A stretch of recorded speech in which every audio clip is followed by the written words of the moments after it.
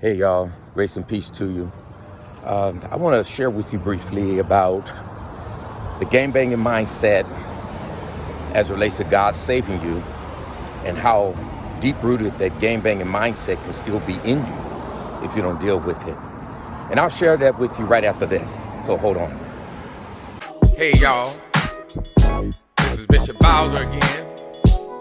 I'm just about out of here. But before I go, I just wanted to give you another word to let you know that your circumstances don't determine your outcome. If you want better outcomes in your life, check out your thinking, check out what's inside of you. Thank you everyone for holding on and standing in there with me. Yes, you know, God saved me in 1984, December the 5th is when I turned my life over to God. It was about a year's journey before I finally surrendered to the Lord and gave him my life. But ultimately, the reason why it took a year of me running is because I didn't want to give up the gangbanging lifestyle. I didn't want to give up my homies. I didn't want to give up my set. I was willing to give up everything, right? The drugs, the women, partying, anything that the Lord required of me. But the one thing I told the Lord that I could not give up was gangbanging, my homies, my set. But then the Lord opened my eyes to some things, because once the Lord started dealing with you and he opened your eyes to the real world, truth, and what's really happening and going on, it's hard for you to see things the same way and rationalize with it, right? So when I started seeing things and homie getting killed, different things like that, that really opened my eyes, like, you know, this is not what I signed up for. And that's a whole nother different story. But when I got saved, you know, the Bible says, be not conformed to this world, but be transformed by the renewing of your mind.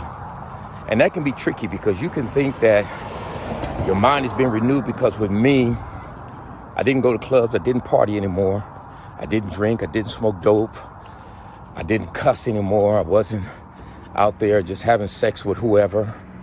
I was working, I was going to school, going to church, reading my Bible, listening to my gospel music, and, you know, staying out of the way. I wasn't committing crimes anymore, wasn't involved in the violence anymore, and I thought I was good. So my mind was being renewed or transformed and changed. You know, it was like a whole year of being in the church before I went back to the set to even talk to the homies. That's how deep I was in it. But the one thing I started realizing is that when it comes to gangbanging, and when it really touches a nerve in you, it really like triggers some things. And I've had two close calls when I first got saved, younger age of being saved before I became a pastor, where I literally had guns and went looking for someone. Thank God I didn't find that individual, and thank God God convicted me and changed my mind on one of them. But that goes to show you how deep that attitude of gangbanging is in you. You think you set free until somebody really gets you upset, or really touch a nerve, or you're triggered by something, and there you go. And I've seen this happen to myself year in, year out, you know. And I remember one time I had even gangbanging biases in me, right? Back from 2000 to 2005, my church was in Paradise Hills. I was pastoring out there. Excuse the light, excuse the darkness, in an area where there's no lights, doing my walk. But I was in Paradise Hills, and our church was there, and we had quite a few young people coming to our church, right? You know, by this time, I'm in my 40s, right? You know, because I was born in 1962. I got saved when I was 22 and a half years old. And so now I'm in my 40s, going into the 2002 and on. And I remember one time, the youngsters, you know, a lot of them, I shouldn't say, a lot of them were, you know, gangbanging, caught up in the gang culture. And some of them, they were ready to raid the church. And I'll tell them, don't wear that stuff to church. Hey, you know, we don't do that here, and not here, and don't wear it here. right? When it was, we're in the blood territory. Red to me was the enemy. And so I identified that, and I was like, nah, we're not doing that here. And I got on them, and they stopped wearing it. But then after a while, all the youngsters, the Bloods, they came to me, and they said, Pastor, we got a bone to pick with you, a gripe.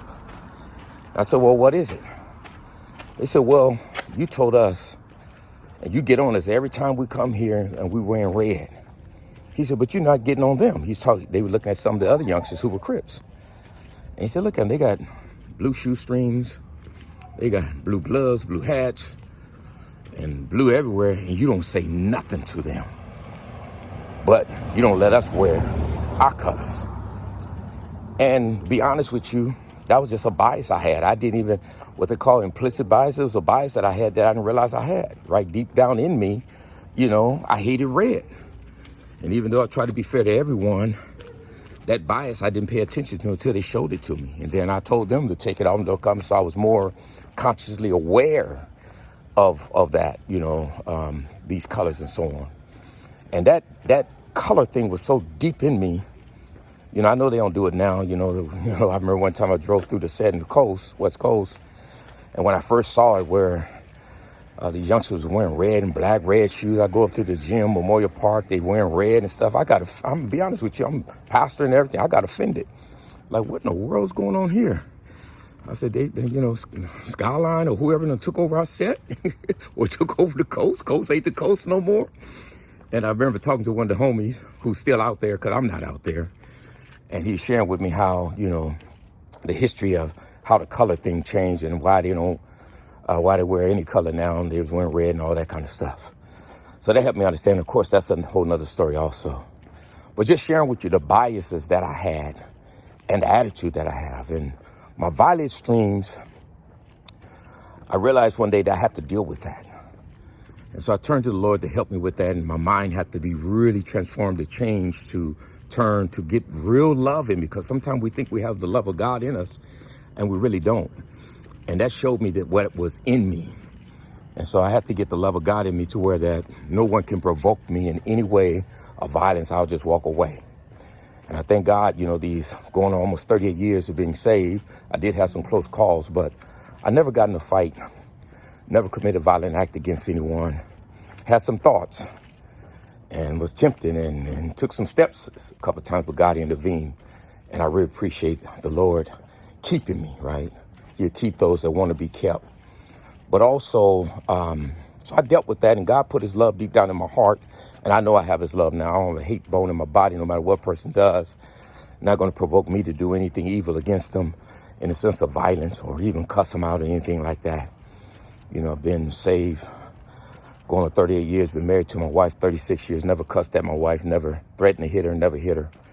So I got a lot of other issues, but that's not the issue that I have. And then also some church members came to me one day, I think this was around 2000, and this is from 84 to 2011, 2012, came to me and said, I noticed, Pastor, that you wear blue, but you don't wear red. And this was 2011. That stuff was still in me, right? And so when he said that, I got, convicted. And I think the next day, went to the store and started buying stuff, forced myself to do it, right? Bought stuff with red in it. So now I don't have no problem with any of those type of things, but just want to share with you how deep-rooted the gangbanging thing can get in you. This is deep, and I still struggle with some things when it comes to that lifestyle and that mindset.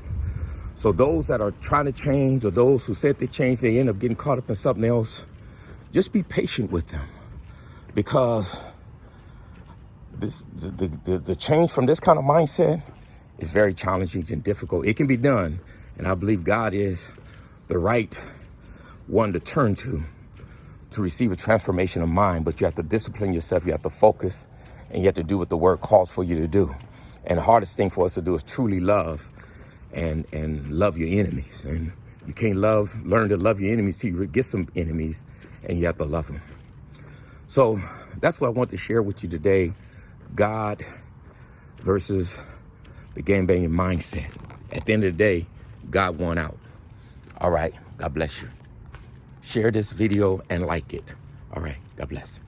And subscribe to my page. This is YouTube. God bless you.